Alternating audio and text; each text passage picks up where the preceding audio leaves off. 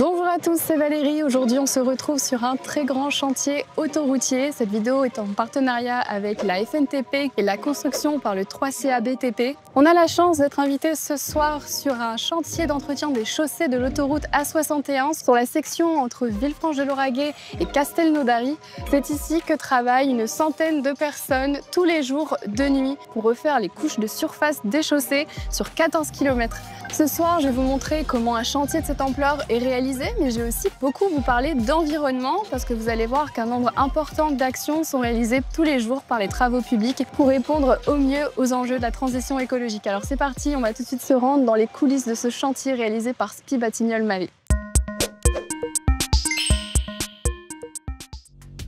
Ce chantier est réalisé de nuit parce que nous sommes sur une autoroute encore en circulation et le trafic routier est beaucoup moins important la nuit que la journée.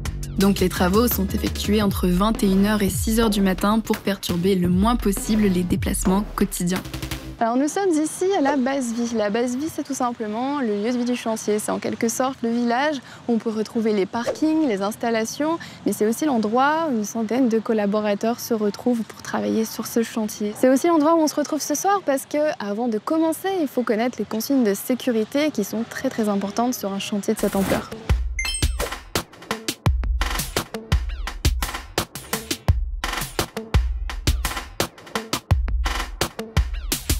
Les EPI obligatoires sur chantier, bien sûr, c'est le casque, vêtements haute visibilité classe 2 ou bien classe 3. Et les chaussures sécurité, bien sûr, la lampe frontale, c'est obligatoire. Et une fois on est sur chantier au sol, il faut l'allumer, la garder allumée pour être visible. Maintenant que nous sommes prêts, on va retrouver notre premier interlocuteur, Thibault Leroy. Bonjour Thibault, vous êtes chargé de prévention des risques environnementaux. En quoi ça consiste? Alors ça représente beaucoup de travail et beaucoup de missions différentes. Sur le chantier, on a des mesures environnementales plutôt fortes et innovantes. Donc c'est pour ça que je suis aussi épaulé d'un second chargé environnement. On a mis en place le tri sélectif, l'utilisation de biocarburants dans les machines. Ça va même jusqu'au repas zéro déchet, à l'installation de toilettes sèches. Il y a également une partie des installations de traitement d'eau, c'est ça? Alors à la fin de chaque nuit, il y a une citerne qui a collecté l'eau des balayeuses qui vient se vider dans un premier bassin. On attend entre 24 et 48 heures qu'il y ait une première décantation.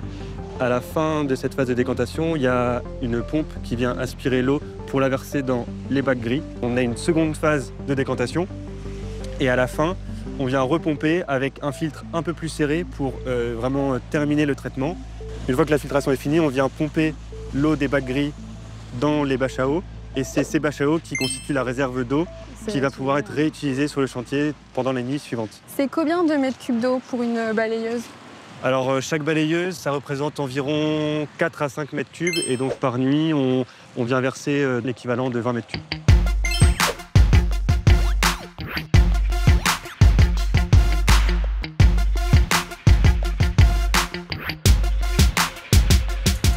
On se retrouve maintenant au poste mobile. Le poste mobile, c'est tout simplement l'usine où on fabrique l'enrobé. Et l'enrobé, c'est la couche de surface des chaussées. C'est un mélange de 95% de granulat et 5% de bitume. Ce qui est très intéressant ici, c'est que 50% de cet enrobé est issu du recyclage. En fait, à chaque fois qu'ils vont déconstruire une route, ils vont venir la raboter, ils vont récupérer ces agrégats d'enrobé pour en refabriquer à nouveau. Donc on va tout de suite rejoindre Maxime qui va nous en dire un petit peu plus. Bonsoir Maxime. Bonsoir Valérie. Est-ce que vous pouvez nous dire globalement comment ça se passe parce que c'est juste énorme? Donc les granulats, ils sont tous stockés, c'est les grosses montagnes qu'on a ici. On les charge avec un chargeur dans les trémies qui sont ici. On pèse, on envoie les bonnes quantités sur ce tapis. Dans le tapis, il arrive ce qu'on appelle le brûleur et le tambour. Donc le tambour, ça tourne comme une bétonnière, sauf que dedans, il y a une flamme qui est là pour chauffer les enrobés et les agrégats d'enrobés. Donc les agrégats d'enrobés, on charge ici, on l'envoie aussi dans le tube. Dans le tube, on y injecte le bitume. Donc on met les granulats, le bitume, les agrégats d'enrobés. On chauffe tout. Quand tout est chauffé, tout mélangé, ça monte sur la montagne russe. La montagne russe. Sur le convoyeur qui monte en haut. Les camions, ils rentrent par ici. Ils se mettent dessous. La trappe s'ouvre. La trappe est remplie d'enrobés et on remplit les camions directement. Okay. Première étape, là-bas, on voit tous les cailloux. D'ailleurs, un petit camion qui débarque. Donc, du bitume froid, ça ressemble à ça. Ah oui, c'est un mou. On dirait de la mousse expansive. L'état noir, c'est des agrégats d'enrobés. Donc c'est ce qu'on recycle directement de la route. Il se passe combien de temps entre le moment où vous avez les agrégats d'enrobés qui arrivent et le moment où le camion repart avec? Ça peut aller du jour même à un mois. Et vous chargez combien de camions par nuit de travail? On fait 60 camions par nuit, de charge à peu près de 30 tonnes. Donc ça en fait des allers-retours. Ça en fait, ça bouge. Heureusement, c'est local. Oui, la carrière est locale. Les agrégats d'enrobés recyclés viennent de notre chantier directement. Alors comment ça se passe pour chauffer tout ça? Donc, pour chauffer tout ça, on a une flamme qui est alimentée par du gaz qui est à l'intérieur du tube. En temps normal, on chauffe à 170-180 degrés. Donc ici, sur ce chantier, on fait 100% des enrobés en enrobés dits tièdes. Donc on abaisse la température des enrobés avec des process innovants. Ça vous permet d'atteindre des engagements environnementaux quand même assez forts. Exactement. Ça réduit pas mal. Donc ça nous permet de décarboner fortement nos chantiers. Donc quand on chauffe, on produit des fumées. Les fumées, on les filtre. Ça permet de respecter les seuils de pollution. En plus, pour atteindre nos objectifs de décarbonation, 50% du gaz qui permet de chauffer la centrale est du biogaz 100%. Et tous les engins ils sont au XTL, donc un biocarburant qui évite d'utiliser un diesel fossile.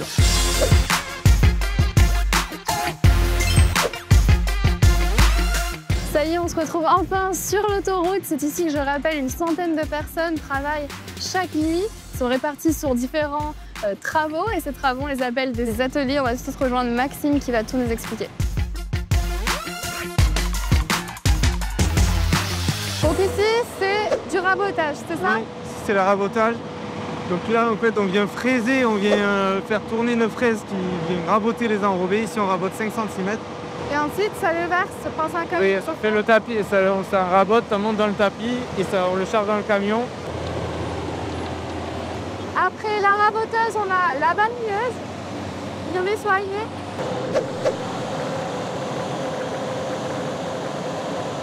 Mais alors pourquoi on rabote pour remettre? Pourquoi on rajoute pas des couches par-dessus sans raboter? On pourrait se dire pour des économies, on rajoute, on recharge des couches sur couches.